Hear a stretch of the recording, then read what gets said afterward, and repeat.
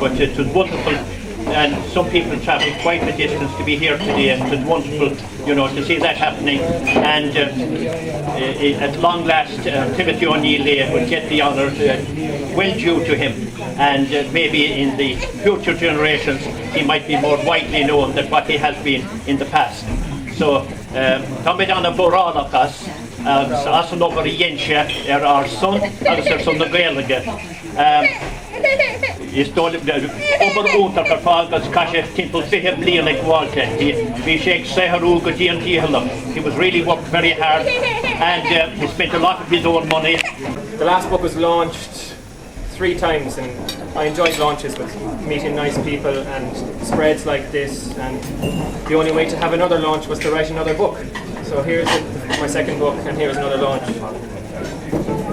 I kind of felt like Timothy O Neill Lane myself, preparing this book and getting it published and printed. It was very last minute stuff. Actually, 2 weeks ago I received 60 copies of a defective book, which made my heart sink. But Lulu.com were very professional. They got the books here in time, nice books, not defective, and said I could do what I wanted with the defective ones. I asked Damon if we could have a ritual bonfire here down at College Run, but he said it wasn't appropriate. So I'll have to find something else to do with them. They'd be useful door stoppers, I think. And when the winter comes again, draft, to keep the draft out. O Neill Lane himself was a big man for the bonfires. In May 1913, in the last 2 years of his life, he was writing letters and articles about different customs in the country, and one of his favourite customs were the May Day bonfires. I don't know if there's a May Day bonfire in the area at the moment anymore. Easter Day, maybe. So the famous story, the tragic story, is Timothy O Neill Lane dies the day after getting a look at the dictionary that he spent 20 years working on. And I hope that I don't die tomorrow, because I'm playing music in my local at 5 o'clock, playing the double bass. We're a lot to live for. Timothy O Neill Lane had a lot to live for as well, and he was an amazing man who came from having no education in West Limerick to spending time in London and in Paris, learning, we don't even know how many languages, but definitely French, German, Latin and Irish. And producing this amazing dictionary, 1,700 pages, organised on 500,000 slips and carts of paper during his lifetime, by hand. Maureen told me about how his hand would swell up from writing all day, every day for weeks on end, and having to put his hands into cold water to relieve the swelling, to write again. He had a son, he had a son and a daughter, and his own son took his name, became another T. O Neill Lane, even though his own name was Timothy Ailey. And that son had a son who was born in China, That same son had a daughter who was born in Australia, grew up in Australia.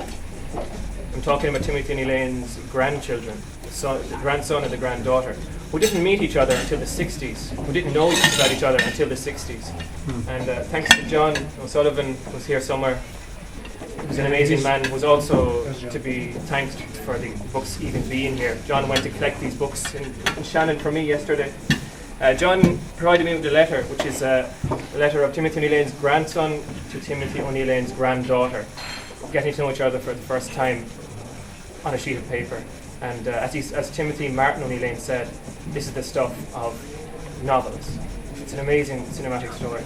I've written a history book and I've tried to get as many details as possible. Leane a bhí go maithas, go raibh í dachas ortha, agus a bhí garamóla stocha ina budibra, agus fóséisteach in na dála sa bhanachna an sin, agus an tiisc gur dhéon sé sin gur chuig se ar lear agus mar sin de, tugann sé cúm, ní léon an rud seo cúla cinenne a bhí anna láidir an úrúd chuigás trasna na tíre sa, nuair a bhí an gailen ag amach doing, agus ní raibh isig an bobl in ar a cadbacóir dhéanamh. Ach ní raibh Mary O'Neill from Ahane Cross, we automatically thought that sure enough he must be buried with the O'Neills. So 10 or 12 years ago, I'd say, I went out to Ahane Cross and called them the late Jerry O'Neill and his wife Eileen, but unfortunately both of them has passed on to their eternal reward. May they rest in peace. But both of them really didn't know if she was buried with the O'Neills. They thought not, because they hadn't ever heard that he was, but still they doubted it. They left me with saying that they just didn't know. So lying on the grave, and she said there are names on it that might interest you. So the following day, and with a gallon of hot water and a nail brush and a couple of towels, I came up here and went to my knees and started trying to decipher what was on this flagstone. And what came out was a bit there in that leaflet maybe.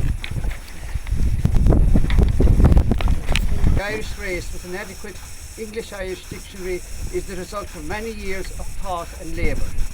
My knowledge of Irish was acquired in childhood concurrently with English, and I had my attention directed at an early age to the beauties of the Gaelic tongue, owing to the privilege of intimate acquaintance with men and women who had inherited the bardic tradition and felt its influence. Agus, of course, I had tweeted in the